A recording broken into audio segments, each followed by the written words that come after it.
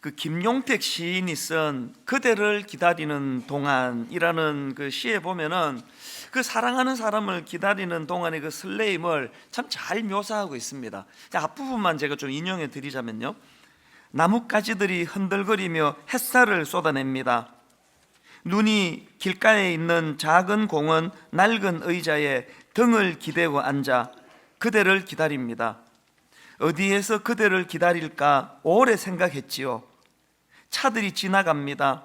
사람들이 지나갑니다. 늘 보던 풍경이 때로 낯설 때가 있지요. 세상이 새로 보이면 사랑이지요.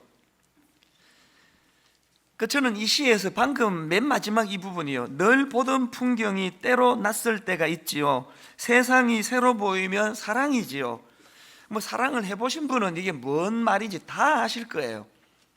그런가 하면은 그 헨리 나우엔도 그 비슷한 말을 했습니다. 우리가 누군가 사랑하는 사람을 기다린다는 것은 기다림 자체가 축복이다. 왜냐하면 기다리는 동안에 그 사랑하는 사람을 생각하면서 그 사람으로 가슴이 가득 차기 때문이다. 그 사랑하는 사람을 기다린다는 건 온통 그 사람 생각으로 내 가슴이 흥분하고 기쁘고 그 꽉 찬 거라는 거, 이게 참 이 기다림이 가져다 주는 그런 그 기쁨인데요, 저는 이 기다림이 주는 행복과 관련한 특별한 그 추억이 하나 있습니다.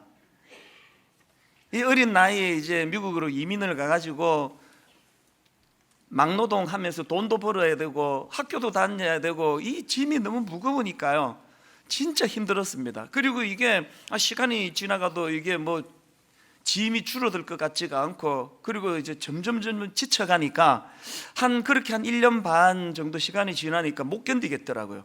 그래서 이게 이게 정상과 비정상 그 사이를 왔다 갔다 한 것 같아요, 제가. 너무너무 힘들어서 그렇게 지쳐 있을 때인데, 어느 날 당시에 그 한국에 살던 저희 누나에게서 이제 전화가 온 거예요. 진짜 제가 그 전화가 잊혀지지 않는 고마움입니다. 이제 제가 너무 힘들어 한다는 걸 알게 됐나 봐요. 전화에다 대고 하시는 말씀이, 네 그렇게 계속 힘든 생활 계속되면 네 병 난다, 큰일 난다. 그러니까 한국 한번 다녀가라. 돈 걱정하지 말고 무조건 나와라.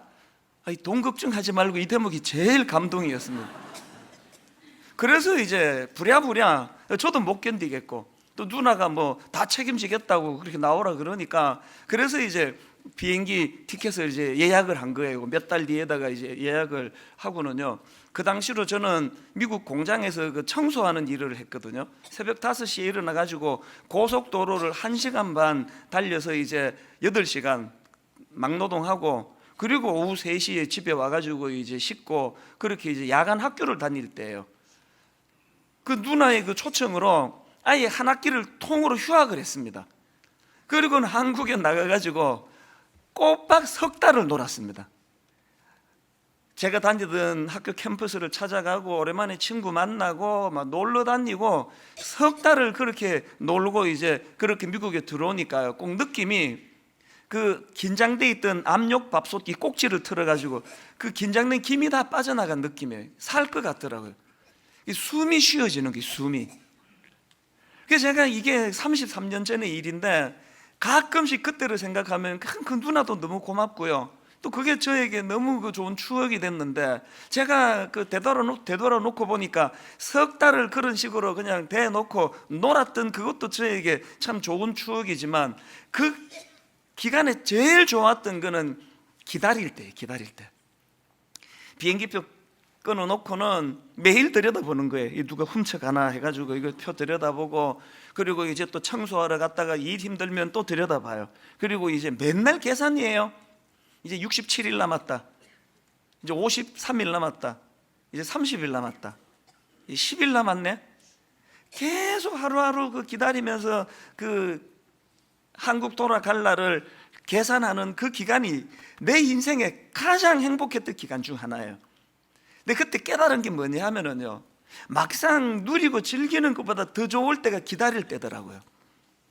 그리고 또 이렇게 막 현실이 힘들 때, 그때 8시간 막노동하고 왕복 3시간을 고속도로를 왔다 갔다 해야 되니까요, 그리고는 뭐 밤 10시, 11시에 이제 야간 학교 마치고 집에 들어오면은 숙제 이런 거 하면 영어가 그때 잘 안 되니까 새벽 2시, 3시 이렇게 숙제하니까 하루 수면 시간이 3시간일 때도 한두 번이 아니에요. 맨날 코피 터지고 그랬지만 이제 나 이제 곧 한국 간다. 이제 한국 방문한다. 석 달이나 내가 이제 놀다 올 거다. 그 기다림이 능력이 들어요. 능력. 에너지가 되는 거예요. 제가 이런 관점으로 성경을 보니까요, 성경은 바로 이 원리를 그대로 녹여놓은 게 그게 성경이에요. 누가 저보고요, 기독교를 한마디로 어떻게 정의하겠습니까? 그러면 우리 기독교는 기다림의 종교다. 난 그렇게 정의하고 싶습니다. 그렇습니다.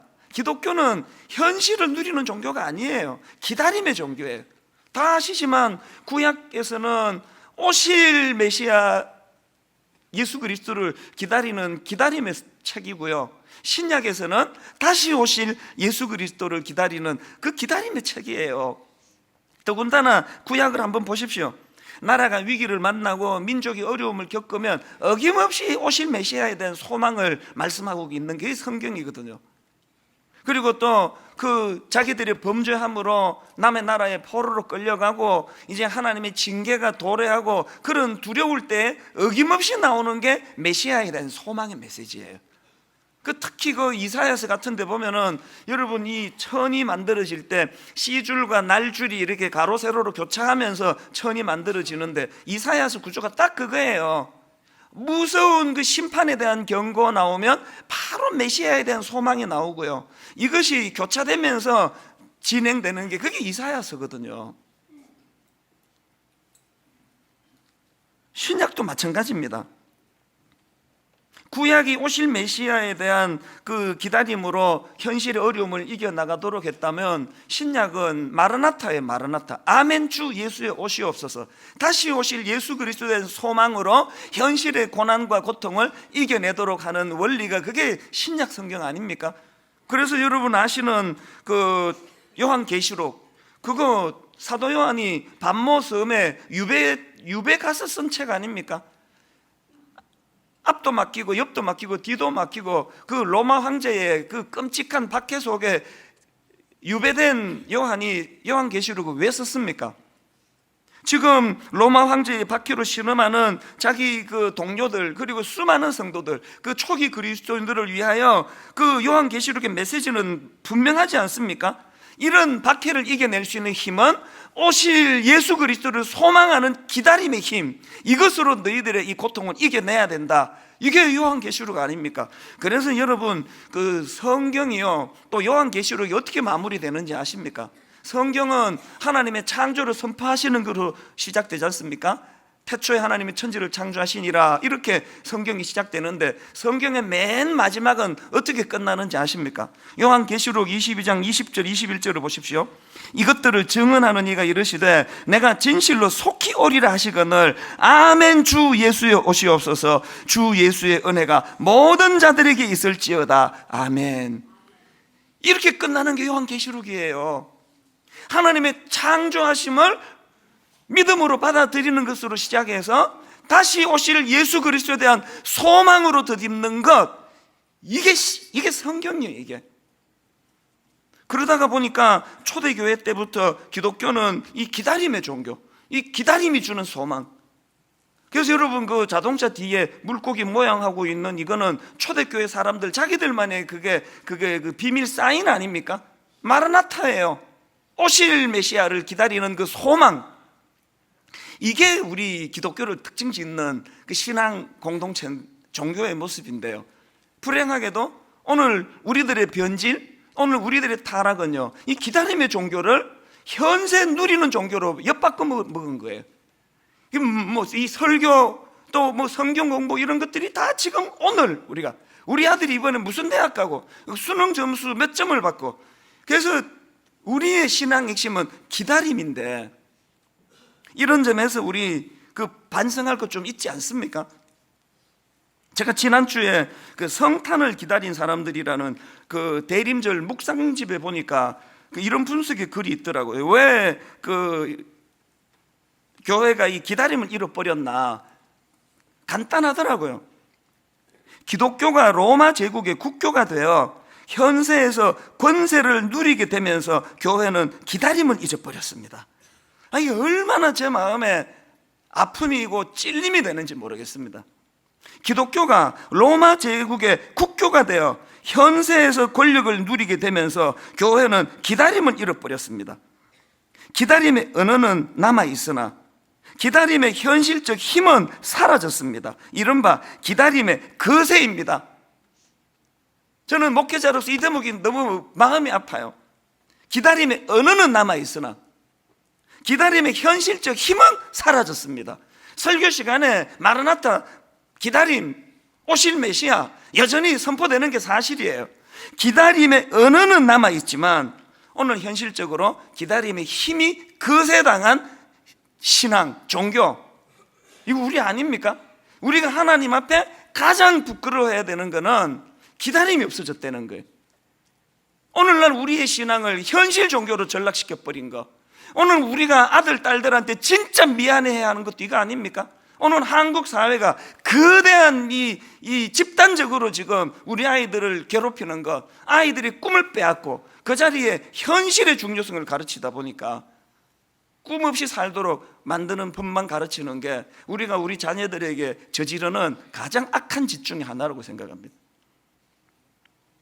제가 그 묵상집을 이렇게 읽다가 마음이 너무 복잡하고 또 힘들었던 거는요, 제가 이제 목사가 되기로 결심하고 미국 이민 생활을 정리하고 이제 시민권 반납하고 나는 이제 한국에 가서 목사가 돼야 되겠다.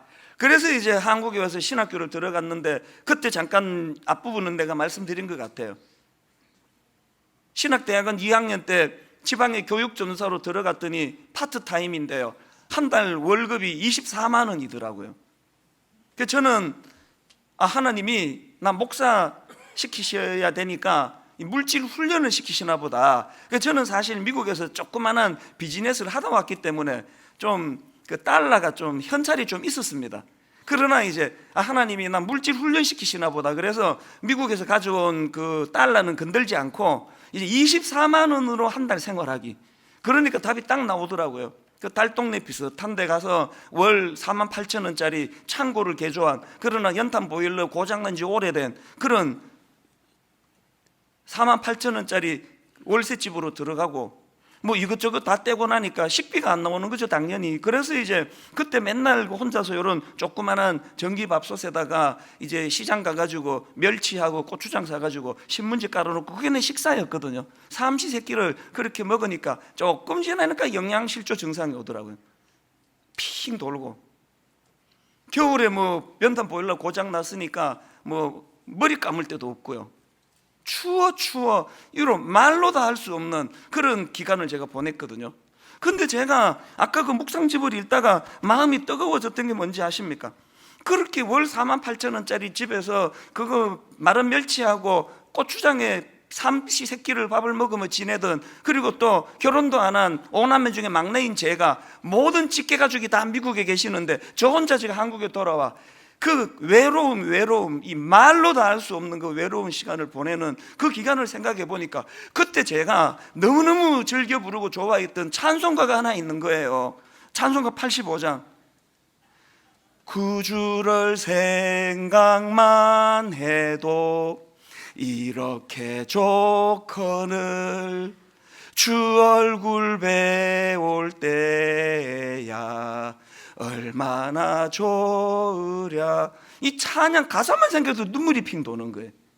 여러분, 내 추억에 잊혀지지 않는 게 그때가 한 2월 말쯤인데요. 여러분, 그 석 달에 그 추운 겨울 연탄 보일러 고장난 집에 그 전기장판 깔고 추워 그렇게 뼛속까지 추위가 이제 막바지가 되던 2월 말에 제가 그 골목길을 지나가면 저 찬양을 불렀던 기억이 나요.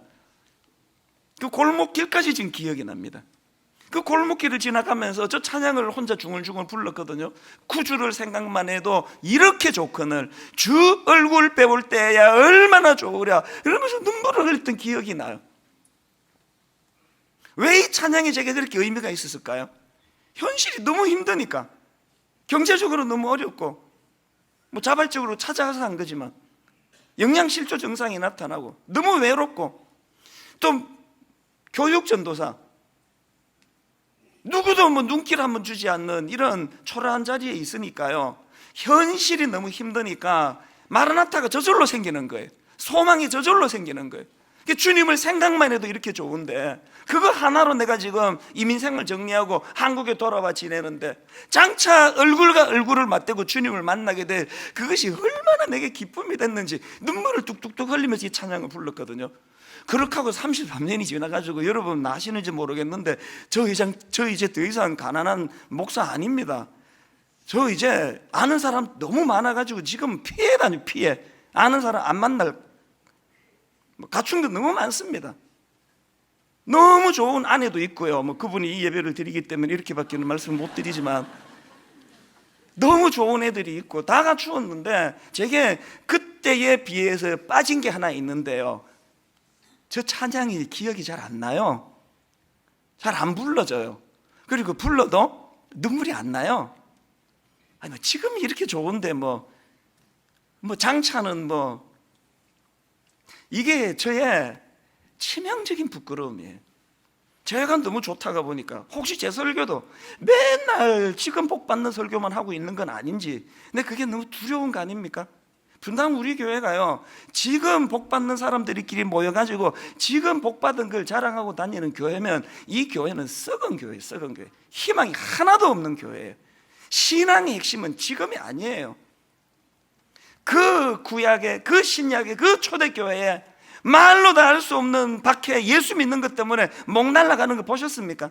예수 믿는 것 때문에 순교당하고, 예수 믿는 것 때문에 그 땅 파가지고 카타콤으로 숨어 들어가던 그 극심한 현실 속에서도 자기를 살게 하는 거, 기다림. 여러분, 사랑하는 애인 기다리느라고 그 공원 벤치에 앉아 있어도 그렇게 마음이 좋은데, 세상이 달라 보이는데, 날 구원해 주신 예수 그리스도, 그분 다시 오실 그분을 진짜 내 마음으로 기다린다고 한다면, 냉방에서 이제 살아봤거든요. 조금 힘들지만 불가능한 건 아니에요. 밥 멸치하고 고추장 찍어 먹는 거, 그 조금 힘들긴 한데 죽을 만큼 힘든 건 아니더라고요. 오늘 우리가 회복돼야 되는 건 기다림이에요. 기다림. 우리는 기다림의 종교다, 이 사실을 인식하는 거예요. 어제도요, 제가 그 청소년 그 사역할 때 너무 이뻐하던 그 제자가 하나 있는데요, 이 녀석이 이제 지금 너무 슬럼프에 빠진 거예요. 그래서 이제 좀 만나자 그래서 만났더니 내 마음이 아팠습니다. 너무 일이 안 풀리는 거예요.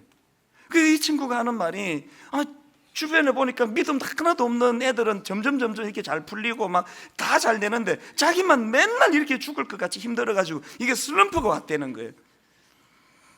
근데 간단하게 한마디 해줬습니다. 니 그게 정상인 거 몰랐구나. 이 땅은 누리고 즐기고 행복한 데가 아니야.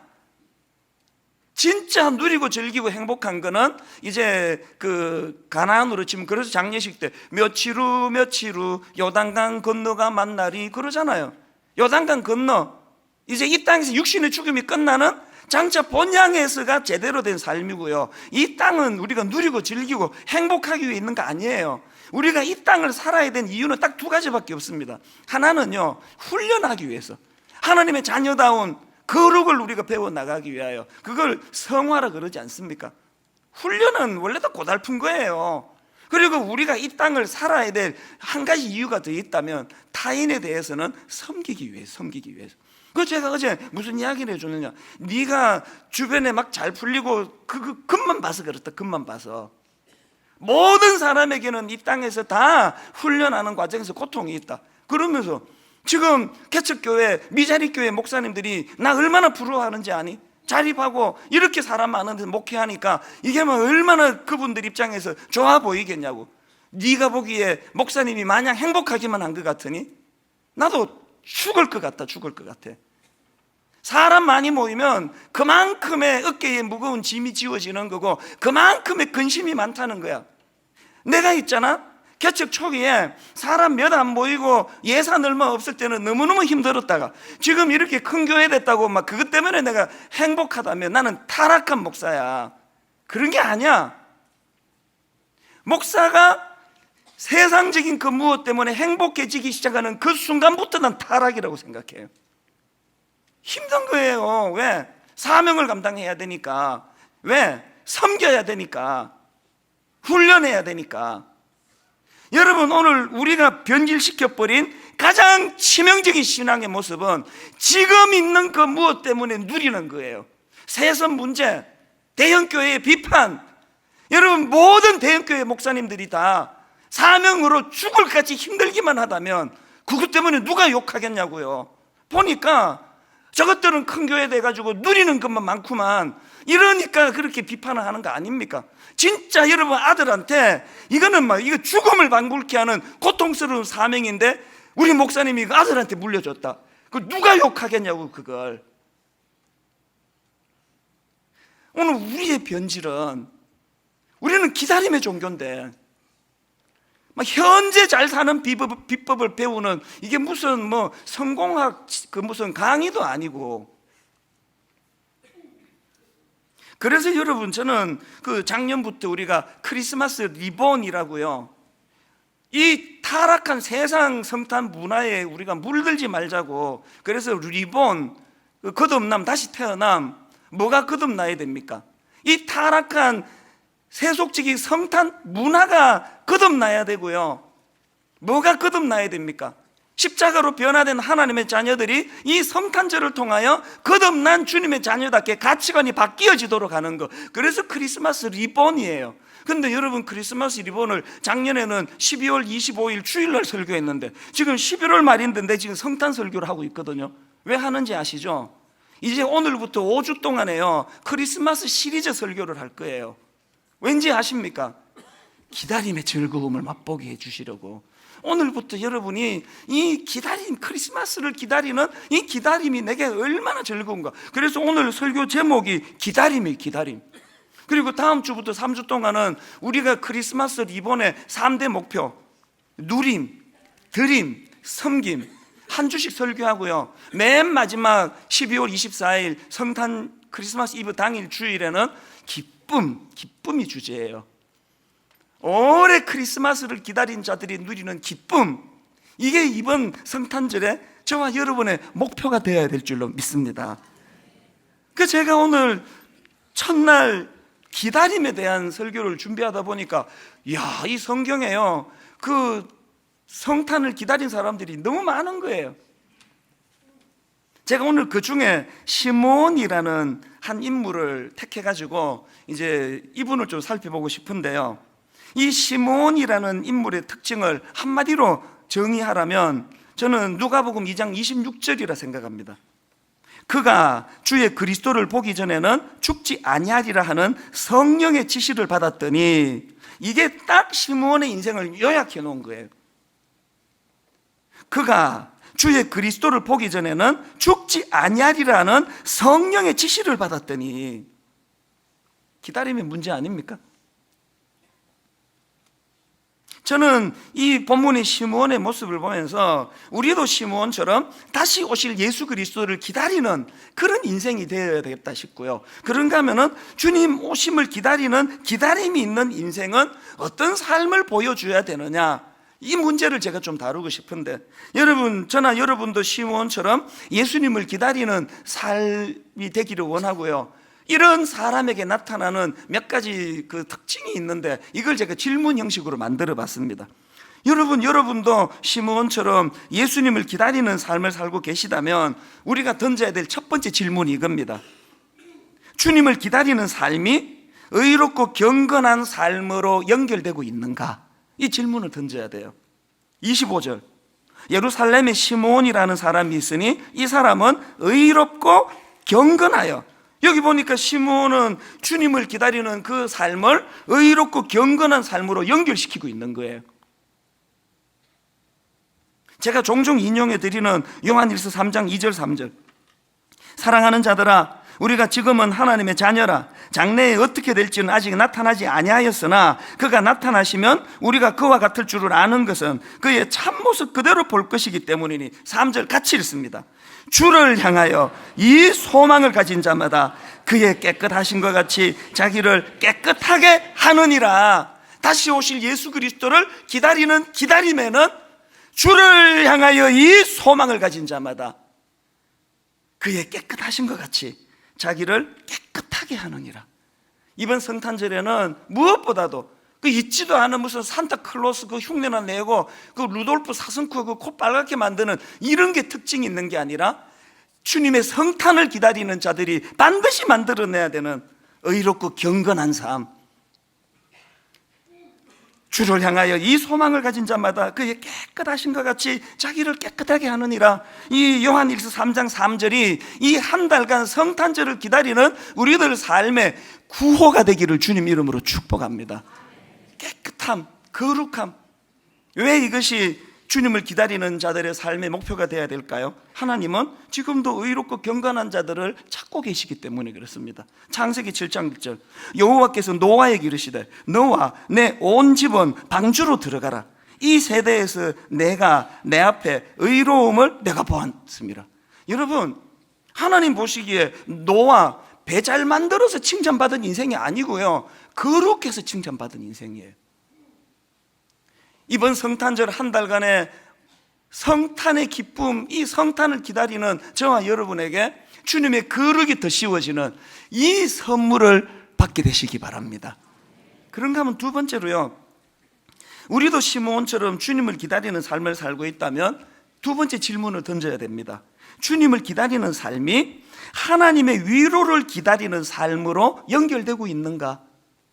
25절 예루살렘에 시므온이라는 사람이 있으니 이 사람은 의롭고 경건하여 이스라엘에 뭘 기다립니까? 위로를 기다리는 자라. 여러분, 지금 이스라엘은요, 위로가 필요한 상황이에요. 시므온이 살던 그 당시 이스라엘은 한마디로 영육간의 피폐한 시에 피폐. 정치적으로는 로마의 압제, 또 그 악한 헤롯 왕의 그 통치 아래 말할 수 없이 그 정치적으로 그런 어려움을 겪고 있었고요, 또 종교적으로는 암흑기입니다. 구약의 말라기 선지자 이후로 무려 400년 동안에 이 하나님의 말씀을 선포하는 선지자가 한 명도 나오지 않던 시대가 바로 그 시대예요. 그래서 암흑기라고 이야기합니다. 종교적인 암흑기예요. 사회적으로는 도덕은 무너지고 윤리는 땅에 떨어지고 부패한 시대였고, 경제적으로는 가난한 사람들이 막 급증하던 시대예요. 빈부격차가 너무 심해지던 시대예요. 그런데 여러분, 이렇게 소망 없는 그 땅을 살아갔던 시므온이 어떻게 소망을 잃지 않고 살았는지, 그게 기다림의 능력이에요.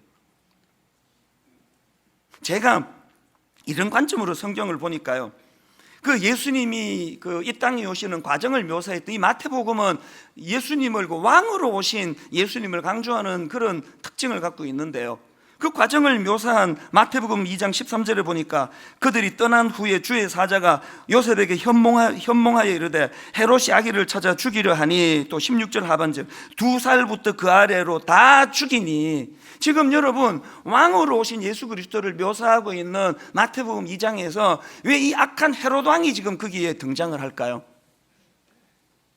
많은 이유가 있겠지만 이 악한 왕과 왕으로 오신 예수 그리스도를 비교하기 위한 거 아닐까요?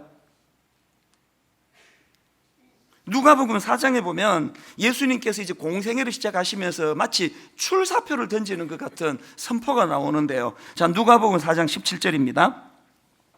선지자 이사야의 글을 드리거늘 책을 펴서 이렇게 기록된 데를 찾으시니 곧 주의 성령이 내게 임하셨으니 이는 가난한 자에게 복음을 전하게 하시려고 내게 기름을 부으시고 나를 보내사 포로된 자에게 자유를, 눈먼 자에게 다시 보게 함을 전파하며 눌린 자를 자유롭게 하고 주의 은혜의 해를 전파하게 하려 하심이라 하였더라.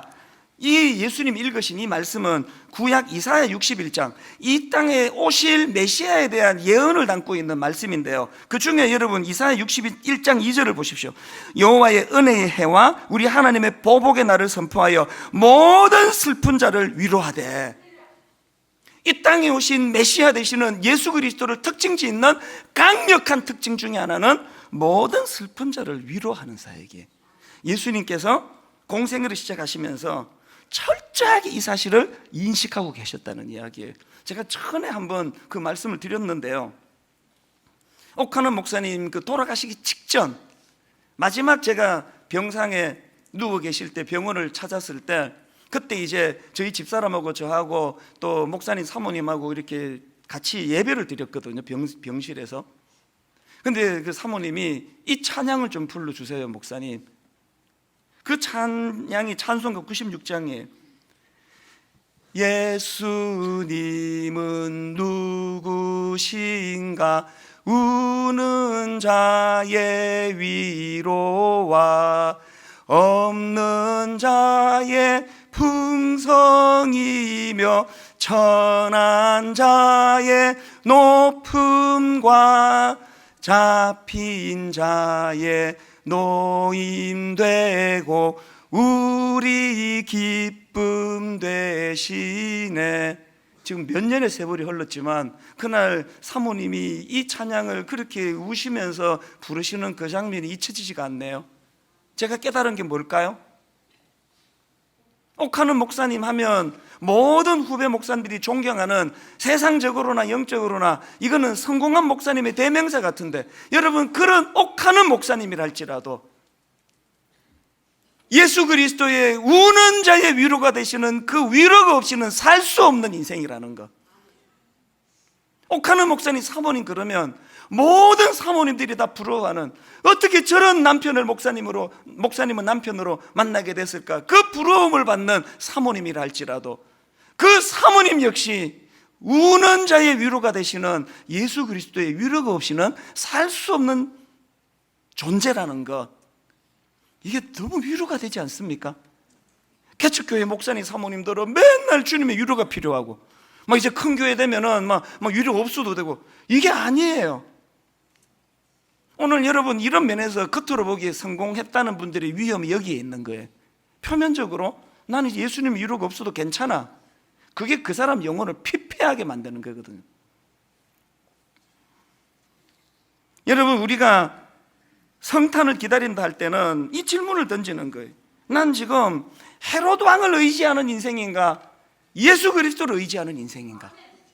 나는 지금 헤롯으로 인한 그분으로부터 받아낼 그 무엇의 마음을 가지고 살아가다면 돌아오는 거는 실망밖에 없습니다. 큰 교회 목사가 돼서 좋은 거 하나 있는데요, 성도들하고 접촉이 별로 없다는 거예요. 이게 여러분에게 대박이에요. 저 가까이 다가와가지고 얻는 건 실망밖에 없을 거예요. 멀찍이서 보니까 좀 괜찮아 보이는 경우도 있잖아요. 가까이서 보시면 그 말 안 나올 확률이 굉장히 높습니다. 인간 헤롯을 의지하는 내 모습은 결국은 낙심밖에 없다. 우리가 성탄을 기다린다 하는 것은 예수 그리스도가 내 왕이 되심을, 그것을 인정하는 마음의 결단인 줄로 믿습니다. 마지막 세 번째로요, 성탄을 기다리는 사람들이라면 질문 하나 더 던져야 됩니다. 여러분 주님을 기다리는 삶이 성령과 말씀의 인도를 받는 삶으로 연결되고 있는가? 이 질문을 던져야 돼요. 26절, 그가 주의 그리스도를 보기 전에는 죽지 아니하리라는 성령의 지시를 받았더니, 시몬이 자기가 홀로 연구해가지고 기다리는 거 아니에요. 철저한 성령님의 지시, 인도하심을 기다리는 거예요. 그러고 보니까 여러분 성경에서 성탄을 기다리는 인물들, 마리아나 요셉이나 시몬이나 안나 할 것 없이 모두가 다 공통점이 뭐냐? 그들은 다 성령과 말씀을 의지하여 성탄을 기다리던 사람이라는 거예요. 여러분 우리가 왜 성령과 말씀의 인도를 받는 것이 이렇게 중요합니까? 초행길 인생이기 때문이래. 초행길. 인생 3세판 한 3번쯤 살아봐서 한 번 초행길 피보고, 두 번째 또 조금 시행착오를 겪고, 마지막 3번째 인생이 멋들어지게 사는 것 같으면 가이드가 없어도 될지 몰라요. 우리는 초행길로 끝나요.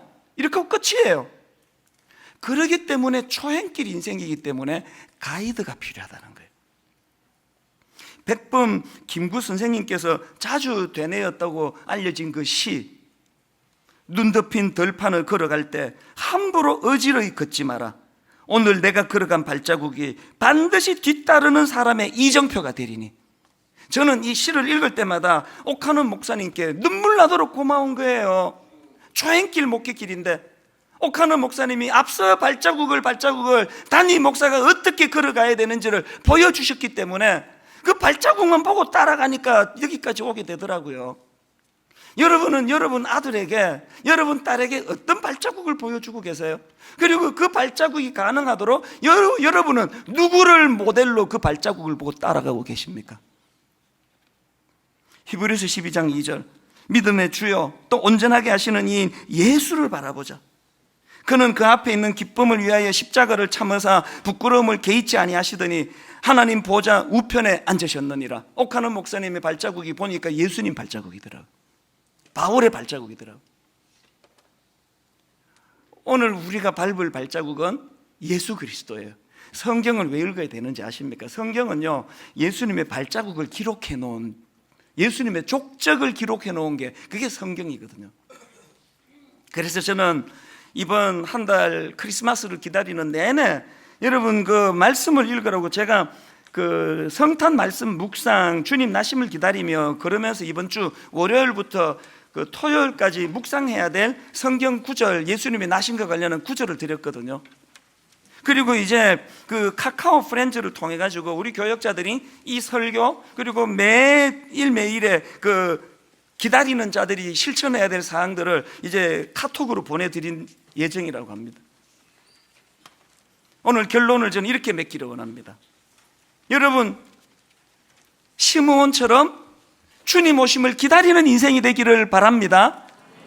시므온처럼 주님을 기다리는 인생이 던져야 되는 세 가지 질문. 이 주님을 기다리는 삶이 내 의롭고 경건한 삶으로 연결되고 있는가? 주님을 기다리는 이 삶이 하나님의 위로를 기다리는 삶으로 연결되고 있는가? 주님을 기다리는 삶이 성령과 말씀의 인도를 받는 삶으로 연결되고 있는가? 이 질문을 던지면서 주님 바라보고 걸어가시다가, 여러분, 저는 시므온이 너무너무 부러운 게 이 구절이에요. 누가복음 2장 28절 29절. 시므온이 아기를 안고 하나님을 찬송하여 이르되 주제여 이제는 말씀하신 대로 종을 평안히 놓아주시는도다. 무슨 뜻입니까? 인생에 이제 여한이 없다는 거 아닙니까? 미련 없다는 거 아닙니까? 이제 오늘 죽어도 괜찮다는 거 아닙니까? 여러분, 구질구질하게 그렇게 미련을 떨면서 눈 뜨고 죽는 그런 초라한 인생이 아니기를 원합니다. 난 이제 사명 다 이루었다. 오신 주님을 나는 맞이했기 때문에 주제여 이제는 말씀하신 대로 종을 평안히 놓아주시는도다. 이 평안이 저와 여러분의 입술에서 흘러나오는 평안이 되기를 주님 이름으로 축복합니다. 우리 성탄절날 부르는 찬양을 11월 말에 부르는 거 처음인 것 같아요. 찬송가 122장이요. 우리가 기쁨으로 이제 이 한 달 성탄절을 기다리며 우리가 감사함으로 그리고 또 감격으로 우리 손뼉치면서 찬송가 122장 참 반가운 성도여 다 이리 와서 베들레헴 성 안에 가봅시다. 그 기대감 아닙니까? 엎드려 절하세, 엎드려 절하세. 우리 손뼉치면서 우리 기뻐하면서 우리 함께 이 찬양을 불러보시겠습니다. 참 반가운 성도여, 반가운 성도여 다 이리 와 베들레헴 성 안에 가봅시다. 저 구유에 누이신, 저 구유에 누이신 아기를 보고 엎드려 절하세, 엎드려 절하세,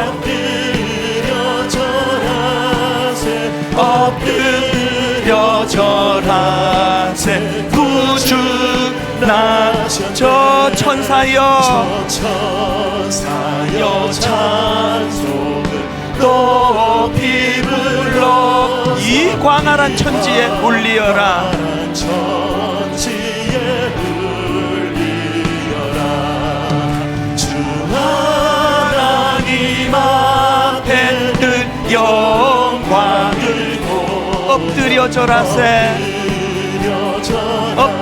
엎드려 절하세 엎드려 절하세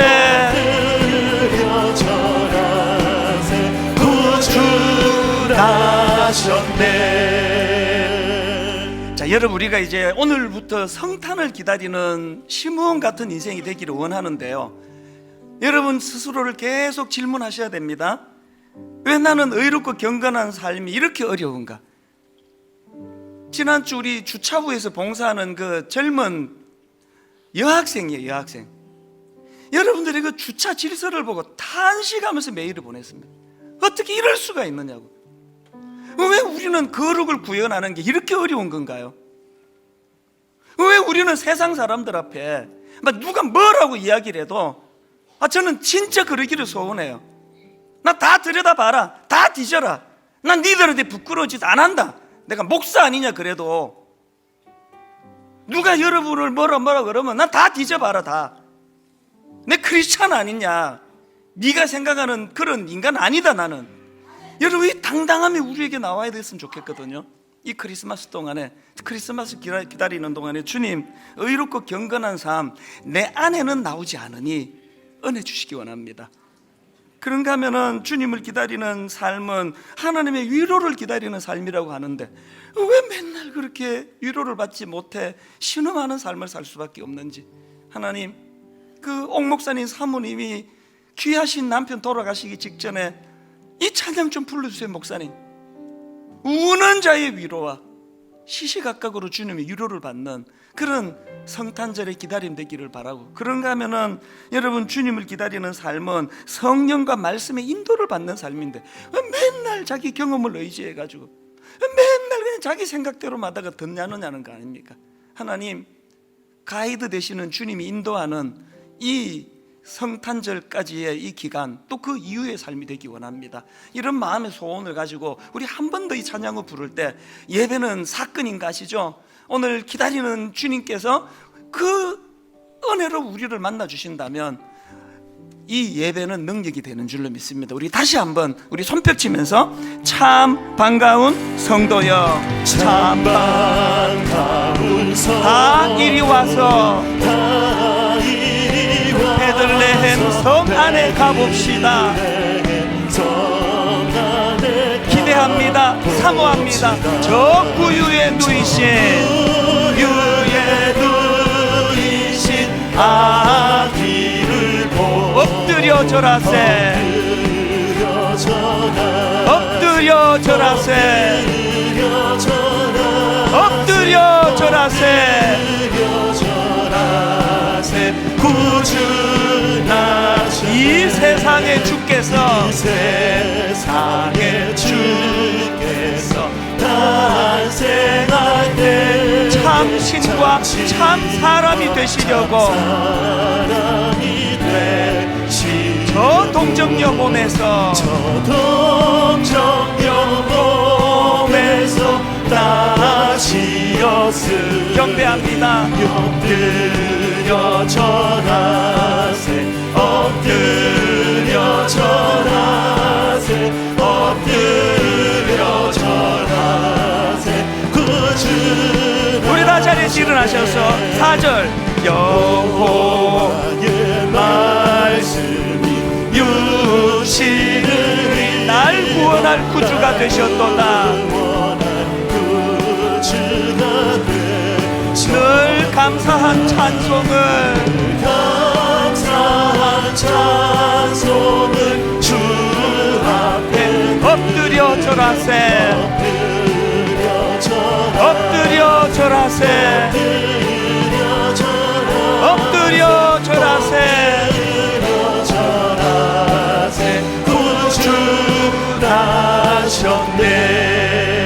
구주하셨네. 여러분, 이 5가지 주제예요. 기다림, 누림, 드림, 섬김, 그리고 기쁨. 하나님이 12월 한 달 내내 성탄을 기다리는 자들에게 주시는 이 복이 저와 우리 가정에게 임하되 기다림으로 그것이 구현되게 하여 주시옵소서. 우리 한 목소리로 통성으로 우리와 우리 자녀들과 우리 가정을 축복하며 함께 통성으로 기도하시겠습니다. 살아계신 하나님 아버지, 오늘 성탄을 기다리는 자들에게 주시는 하나님의 은혜를 함께 나누어 보았습니다. 하나님, 기독교는 기다림의 종교입니다. 기독교는 기다림의 신앙입니다. 지금이 아니라 장차는, 이 땅이 아니라 하나님 나라,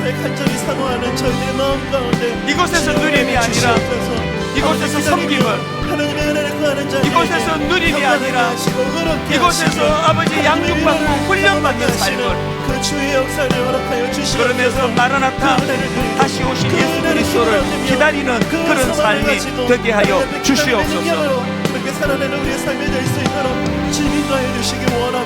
오염된 성탄 문화에 아버지 우리가 물들지 않기를 원합니다.